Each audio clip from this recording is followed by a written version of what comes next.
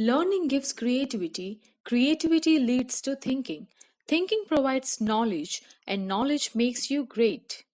With this beautiful quote by Dr. APJ Abdul Kalam, I, Anju Thomas, Assistant Professor of Kirdibam Institute of Advanced Learning, welcome you all to the 5-day Faculty Development Program on Interactions and Impressions, jointly organized by the Department of English and IQAC for KG and LP teachers. So today's session is on public speaking. Communication, as we all know, is the basis of our society. It's quite simple actually. To survive and interact with others, one needs a common form of communication. So without that, it would be nearly impossible to progress and advance in the world. And public speaking is one of the most important forms of communication. So what is public speaking? Public speaking is all about addressing a gathering and producing your thoughts in an organized way in the given time. And why are you doing this? In order to achieve some objectives, and the objective could be to entertain, educate, persuade, or influence people. And public speaking is a learnable skill. That is, just like any other skill, it can be acquired, improved, and developed at the same time. Effective public speaking involves three pillars, or also known as three V's, namely visualization, vocalization, and verbalization. So, visualization refers to the visible aspect of communication, that is, anything that the eye can perceive, such as body language, gestures, facial expressions, dressing style, etc. And then vocalization is how you deliver the words using various pace, pitch, pause, modulations, and other skills. And verbalization deals with the choice of words that you use to speak to the audience. So, in order to give a perfect speech, your three V's must be perfectly aligned. So, the next time you're addressing a gathering, try not to think just about the verbal message, but engage with the visual and vocal aspects as well. Keys to enhance public speaking skills. The first one is body language. Body language is proven and witnessed as a strength in public speaking. We often focus on what we are going to say and overlook an important part of the speech, that is, body language. So, there are ways to improve body language while addressing a gathering. The first one is to maintain a good posture and face the audience as much as possible. And also, a simple smile will make your audience feel more comfortable. You can also use facial expressions while giving a speech because it will help the audience to connect with you and trust you. You can also make use of the space given to you. That is, instead of standing still, move around the stage. So these are some of the ways by which you can improve your body language. The second point is eye contact. So if you want to connect with your audience, look people in the eye one at a time. And if you fail to make eye contact with your audience, you look less authoritative, less confident, and less believable. Therefore, do not forget to maintain eye contact with your audience. The third point is voice. So while giving a speech, try to aim at reaching out to the people by your voice. Let's talk about the ways by which you can improve your public speaking voice. The first one is to slow down. That is, when you speak slowly, your voice has more power and authority, and your listeners will have an opportunity to absorb and reflect on what you're saying. But make sure that you're not too slow. Second point is to focus on pauses. The power of a speech is contained in the pauses that you create as you move from one point to another. Therefore, do not forget to pause in between. The third point is to vary the pace, pitch, and volume of your speech. That is, speaking in a monotonous voice tends to bore the audience. Therefore, with a little practice, you can use changes in pace, pitch, and volume as ways to direct the audience to particular points that you wish to emphasize. Gestures are a great way of speaking with our hands. It involves the movement of our hands, arms, fingers, shoulders, and our head to express an idea, an opinion, or an emotion. It is an important part of non-verbal communication and allows us to reinforce what is being said. And if you fail to use gestures properly and you do awkward gestures throughout your speech or presentation, then you're probably going to distract your audience and you're not going to get the impact that you want. So, gestures could be further classified into two, namely enumerative and emphatic. So, enumerative gesture is elementary and easiest to use, and it is done by raising as many fingers as the number being enumerated. For example, when you number the reasons, effects, etc., you can use your fingers. Also, you can use your fingers to show the number firstly, secondly, thirdly, as in whenever you are using these terms in your speech, you can use your fingers. And the second type is emphatic. Emphatic gesture is used to convey an emotion. For example, if we are sad, then we could just slump down and talk.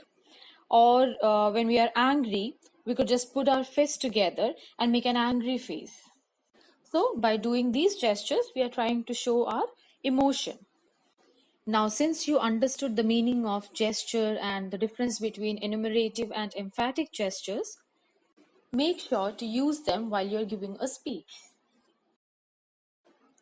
Now let's learn different ways to give a welcome speech. Welcome speech is not only about greeting and welcoming the audience, but giving the audience an overview of what the event is about. So there are different ways by which you can start your welcome speech. So the first one is to start with a good and positive quotation. So opening with a relevant quote can help set the tone for the rest of your speech. For example, a person who never made a mistake never tried anything new. With this beautiful quote by Albert Einstein, I, ABC, welcome you all to the 15th annual day celebration of XYZ School. So this is an example of how you can use a good and positive quote in order to start your welcome speech. And the second way is to start with a question. So you can start off your speech by asking a rhetorical question. For example, you can just start off by asking, how many of you have ever? Or you can also mix your question with a statistic. For example, would it surprise you to learn that average physician writes 13 prescriptions per American each year? So this is an example of mixing a question with a statistic.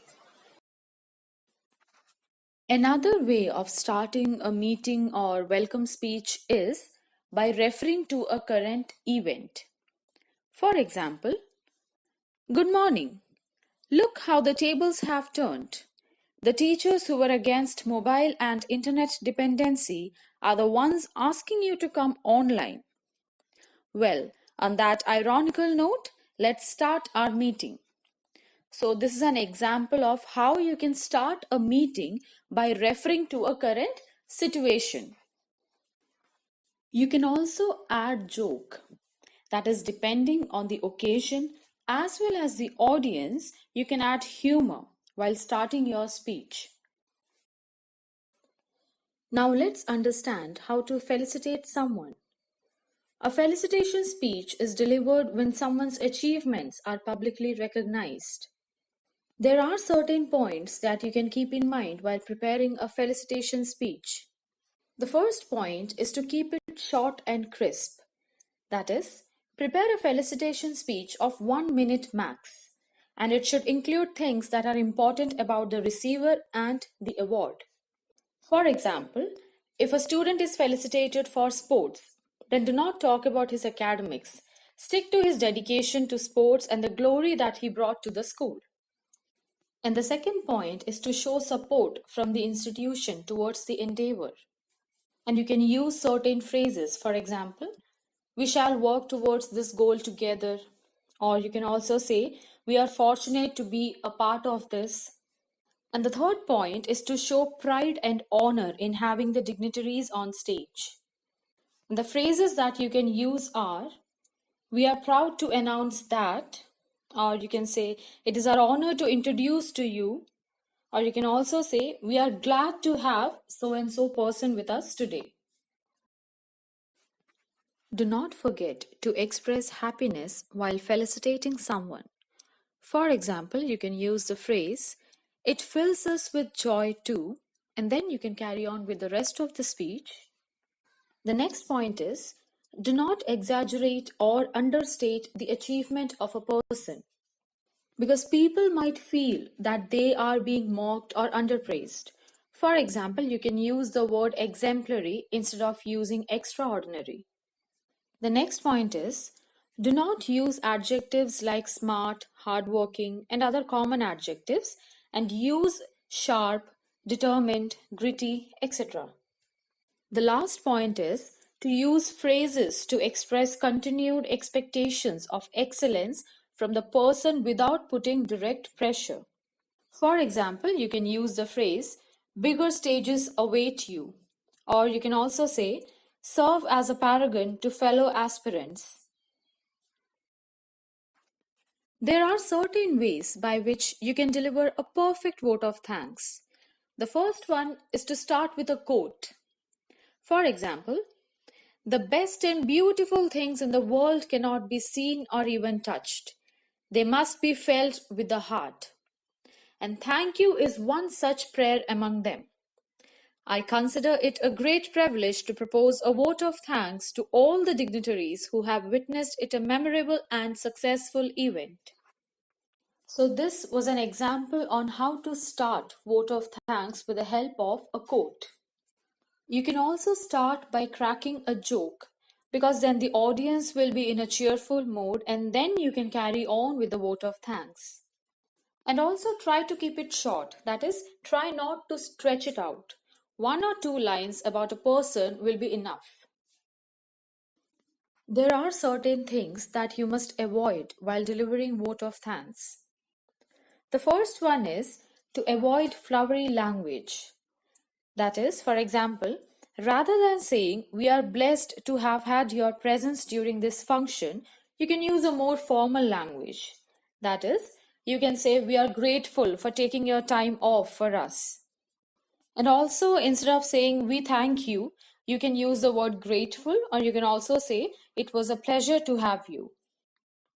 And the third point is, instead of saying, thanks for your cooperation, you can say, thanks for your effort in making the program a success. And then after that, you can elaborate within 2 to 3 lines on how the audience was successful in achieving the intended outcome of the program.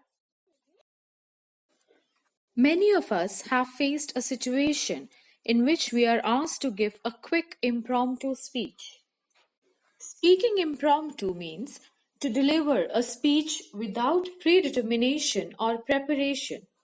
So let's talk about certain tips to deliver a good impromptu speech. The first tip to give a good impromptu speech is to jot down quick notes, that is, to make rough notes of all the points in bullets. And then you need to go slow, because you already are anxious about giving a speech and you do not want to add more problems to it by missing something in hurry. Therefore, you need to slow down your pace. The next point is 5 W's. So it's an important technique that you can use while speaking about a person or an event. 5 W's stand for who, what, where, when, and why. And following the 5 Ws provides instant structure to your speech, and you'll be able to organize your thoughts in an easy to follow way. For example, if you're talking about a fundraising event, then you could say who started the charity, what the goals are, where it is heading, when the event is happening, and why it's important.